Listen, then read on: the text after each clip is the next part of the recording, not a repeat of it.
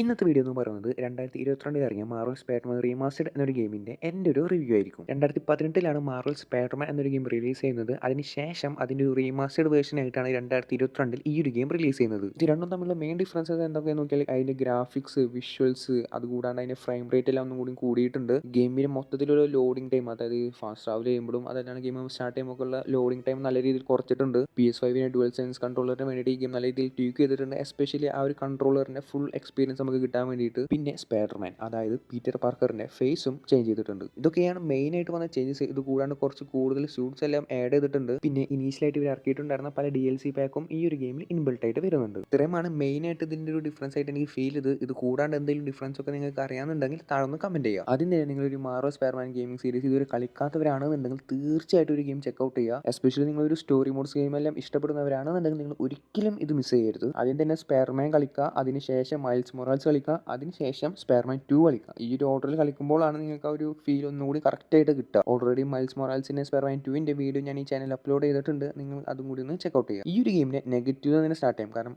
വളരെ കുറച്ച് നെഗറ്റീവ് ഉള്ളൂ. അതാണ് പറഞ്ഞു കഴിഞ്ഞാൽ പിന്നെ മൊത്തം പോസിറ്റീവാണ് ഈ ഒരു ഗെയിമിനെ കുറിച്ചിട്ടുള്ളത്. അപ്പോൾ ആ ഒരു രണ്ട് നെഗറ്റീവ് നമുക്ക് ഫസ്റ്റ് തന്നെ ഒഴിവാക്കാം. അതുകൊണ്ടാണ് അതിൽ നിന്ന് സ്റ്റാർട്ട് ചെയ്യാൻ ഞാൻ പറഞ്ഞത്. ഫസ്റ്റ് തന്നെ മേരി ജെയിനായിട്ട് കളിക്കുമ്പോൾ ഒരു ഗെയിമിംഗ് എക്സ്പീരിയൻസ് എനിക്ക് അത്ര ഇഷ്ടപ്പെട്ടില്ല. എസ്പെഷ്യലി ഒരു മിഷൻ ഉണ്ട്, നമ്മൾ നോർമൻ ഓസ്ബോൻ്റെ പെൻ്റ് ഹൗസിൽ പോയിട്ട് അവിടെ നിന്ന് സാധനം മോഷ്ടിക്കുന്ന ഒരു മിഷൻ. അതൊന്നും എനിക്ക് ഒട്ടും അത്രക്കാണ്ട് വർക്കായില്ല. പിന്നുള്ളത് ഒരു സൈഡ് മിഷനാണ്. ഹാരിയുടെ മദറിൻ്റെ ഒരു ലബോറട്ടറി സെറ്റപ്പ് ഉണ്ട്. അവിടെ എല്ലാം പോയിട്ട് അവിടെ കുറച്ച് സൈഡ് മിഷൻസ് ഉണ്ട്. അതും എനിക്ക് ഭയങ്കര ലാഗായിട്ടും ബോറായിട്ടാണ് ഫീൽ ചെയ്തത്. ഇനി ഒരു ഗെയിമിൻ്റെ പോസിറ്റീവ് സൈഡിലോട്ട് വരുമ്പോൾ ഈ ഗെയിമിൻ്റെ എല്ലാം, അതായത് ഗെയിം പ്ലേ ആയാലും സ്റ്റോറി എന്നൊക്കെ പറഞ്ഞാൽ 10/10 പീക്ക് ലെവൽ സ്റ്റോറി ആയിരുന്നു ഈ ഒരു ഗെയിമിൻ്റെ. ഈ ഒരു ഗെയിം ഒട്ടും നമ്മളെ ബോറടിപ്പിക്കില്ല. സാധാരണ പല ഗെയിംസും ഇപ്പോഴും game of the year award വരെ കിട്ടിയ പല ഗെയിംസും ഞാൻ കളിക്കുമ്പോൾ ഭയങ്കര അധികം ബോറടിച്ചിട്ടാണ് കളിക്കാറ്. ഈ ഒരു ഗെയിം ഞാൻ സ്റ്റാർട്ട് ചെയ്തിട്ട് ഇതെനിക്ക് നിർത്താനേ പ്ലാൻ ഉണ്ടായിരുന്നില്ല. പിന്നെ സമയം കിട്ടാത്തതുകൊണ്ട് മാത്രമാണ് ഞാൻ ഈ ഒരു ഗെയിം നിർത്തിയിരുന്നത്. കാരണം അത്രക്കും എൻ്റർടൈൻമെൻറ്റും അത് കൂടാണ്ട് ഓരോ ക്യാരക്ടേഴ്സുമായിട്ട് നല്ല രീതിയിൽ ഇമോഷണൽ കണക്ഷനും ഈ ഒരു ഗെയിം തന്നു. ഈ ഒരു സ്റ്റോറി എന്താണെന്ന് ഞാൻ ഒന്നും പറയുന്നില്ല. നിങ്ങളത് കളിച്ച് എക്സ്പീരിയൻസ് ചെയ്യുക. നിങ്ങൾ എന്തായാലും കളിച്ചിരിക്കേണ്ട ഒരു ഗെയിമാണ്. ഞാൻ ഇങ്ങനെ ഒരു സ്റ്റോറി എക്സ്പ്ലെയിൻ ചെയ്ത് കഴിഞ്ഞാൽ നിങ്ങൾക്ക് അതൊരു സ്പോയിലറായിട്ട് മാറും. അതുകൊണ്ടാണ് ഞാൻ ഇത് പറയാത്തത്. ഇനി ഇതിൻ്റെ ഗ്രാഫിക്സിൻ്റെ വിഷ്വൽസിൻ്റെ സൈഡിലോട്ട് വരുമ്പോൾ അത്യാവശ്യം നല്ല രീതിയിൽ തന്നെ അവർ എടുത്തു വെച്ചിട്ടുണ്ട്. ഈ ഒരു ഗെയിമിന് എന്ത് വേണോ ആ ഒരു നിലക്ക് തന്നെ ഇതിൻ്റെ ഗ്രാഫിക്സ് ആയാലും വിഷ്വൽസ് ആയാലും സൗണ്ട് ആയാലും എല്ലാം അവർ കൊടുത്തിട്ടുണ്ട്. പക്ഷേ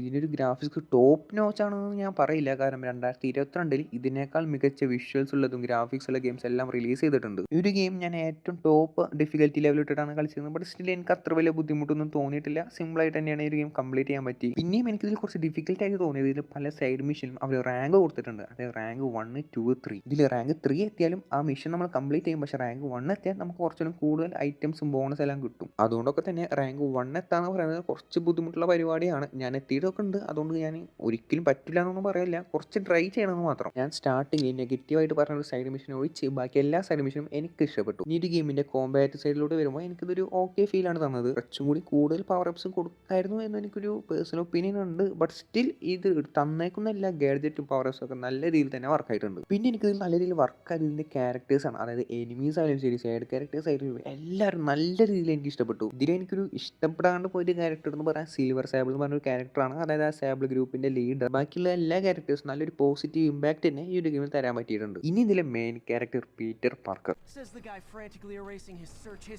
പുള്ളിയുടെ ഒരു പേഴ്സണാലിറ്റി, ഒരു ടോക്കിംഗ് സ്റ്റൈല്, സ്വാഗ് എല്ലാം ഇങ്ങനെ ത്രൂ ഔട്ട് ആ ഗെയിമിൽ ഇങ്ങനെ കൊണ്ടുപോകുന്നുണ്ട്. Doctor said you still have 14 broken bones.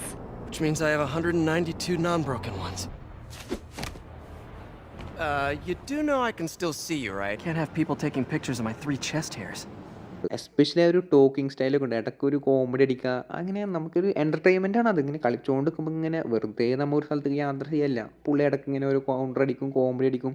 അതിങ്ങനെ കേട്ടിരിക്കാൻ ഭയങ്കര രസമാണ്. നമുക്ക് തന്നെ ഒരു പീറ്റർ പാർക്കർ എന്ന് പറയുന്ന ക്യാരക്ടറിൻ്റെ അടുത്തൊരു റെസ്പെക്റ്റും അത് കൂടാണ്ട് ഒരു അറ്റാച്ച്മെൻ്റൊക്കെ ഫീൽ ചെയ്യും. അങ്ങനെയാണ് ആ ഒരു സ്റ്റോറിയിൽ ആ ഒരു ക്യാരക്ടറിനെ എൻ്റർ ചെയ്ത് കാണിച്ചേക്കണേ. വേറൊരു കാര്യം ഈ ഒരു ഗെയിമിനെ കുറിച്ച് പറയാനുള്ളത് ഇതിൻ്റെ ഒരു ബോസ് ഫൈറ്റുകളാണ്. ഭയങ്കര കുറവ് ബോസ് ഫൈറ്റ് ആയിട്ടാണ് എനിക്ക് ഫീൽ ചെയ്തത്. പക്ഷേ ഉള്ള ബോസ് ഫൈറ്റ് എല്ലാം അത്യാവശ്യം നല്ല നിലക്ക് തന്നെ ഇവർ എടുത്തു വെച്ചിട്ടുണ്ട്. മറ്റൊരു കാര്യം കൂടി എനിക്ക് പറയാനുള്ളത് എന്താണെന്ന് വെച്ചാൽ 2018 ഒരു ഗെയിമിൻ്റെ റീമാസ്റ്റർഡ് വേർഷനാണ് ഇത്. സോ അതിൻ്റെ കുറച്ച് പ്രശ്നങ്ങളെല്ലാം ഒരു ഗെയിമിലുണ്ട്. അത് വളരെ ചെറിയ ചെറിയ പ്രശ്നങ്ങളാണ്, അത്ര വലിയ ഗെയിമിംഗ് എക്സ്പീരിയൻസിനെ ബാധിക്കുന്ന കാര്യങ്ങളൊന്നുമല്ല. അതുകൊണ്ട് അത് ഞാൻ കുറച്ചൊക്കെ കണ്ണടച്ച് വിട്ടിട്ടുണ്ട്. ഓവറോൾ ഈ ഒരു ഗെയിമിൽ എനിക്ക് ഏറ്റവും ഇഷ്ടപ്പെട്ടത് ഇതിൻ്റെ സ്റ്റോറിയും ക്യാരക്ടേഴ്സാണ്. ഈ ഒരു ഗെയിം ഫുള്ളായിട്ട് കളിക്കുമ്പോൾ നമുക്ക് ഒരു സ്ഥലത്ത് പോലും ബോറടിച്ചിട്ടില്ല, ലാഗായിട്ട് ഫീൽ ചെയ്തിട്ടില്ല. ഈ ഗെയിം കളിക്കുന്ന ത്രൂ ഔട്ട് ആയിട്ട് നമുക്ക് എൻഗേജിങ് ആയിട്ട് ഗെയിം കളിക്കാൻ പറ്റി. ഇതൊക്കെയാണ് മെയിനായിട്ടൊരു ഗെയിമിംഗ് എക്സ്പീരിയൻസ് ആയിട്ട് ഞാൻ കാണുന്നത്. അല്ലാണ്ട് നല്ല വിഷ്വൽസ് വേണം അങ്ങനെയൊന്നുമല്ല. ഗെയിമിംഗ് എക്സ്പീരിയൻസ് പറഞ്ഞാൽ ടു മീ എനിക്ക് ഏറ്റവും നല്ലത് ബോറടിക്കാണ്ട് എൻഗേജിങ് ആയിട്ട് എൻ്റർടൈൻമെൻ്റ് ആയിട്ട് നമുക്ക് കളിക്കാൻ പറ്റണം. അതുകൊണ്ട് തന്നെയാണ് ഈ ഒരു ഗെയിം എനിക്ക് നല്ല രീതിയിൽ ഇഷ്ടപ്പെട്ടത്. നിങ്ങൾ ആരെങ്കിലും ഒരു ഗെയിം കളിച്ചവരുണ്ടെന്നുണ്ടെങ്കിൽ നിങ്ങളുടെ അഭിപ്രായം ഒന്ന് താഴെ കമൻറ്റ് ചെയ്യുക. അതിൽ നിങ്ങളൊരു ഗെയിം ഇതുവരെ ട്രൈ ഔട്ട് ചെയ്തിട്ടില്ല എന്നുണ്ടെങ്കിൽ തീർച്ചയായിട്ടും ഈ ഒരു ഗെയിം ഒന്ന് ചെക്കൗട്ട് ചെയ്യുക. സോ ഇത്രയുമാണ് ഈ ഒരു ഗെയിമിനെ കുറിച്ചിട്ട് എനിക്ക് പറയാനുള്ളത്. ഞാൻ മുന്നേ പറഞ്ഞ പോലെ ഇതൊരു റീമാസ്റ്റേഡ് ഗെയിമാണ്. സോ അതിൻ്റെ പല കൺസിഡറേഷനും ഞാൻ ഈ ഗെയിമിൽ കൊടുത്തിട്ടുണ്ട്. അപ്പോൾ ഇന്നത്തെ വീഡിയോ ഇവിടെ അവസാനിപ്പിക്കുകയാണ്. ഞാൻ ഇതുവരെ പറഞ്ഞതിൽ എന്തെങ്കിലും തെറ്റുണ്ട്, എന്തെങ്കിലും മിസ്റ്റേക്ക് ഉണ്ടെന്നുണ്ടെങ്കിൽ താഴെ ഒന്ന് കമൻറ്റ് ചെയ്യുക. ഇതുപോലത്തെ മറ്റ് വീഡിയോസിന് വേണ്ടിയിട്ട് ഒന്ന് സബ്സ്ക്രൈബ് ചെയ്യുക. അപ്പോൾ ഓക്കെ.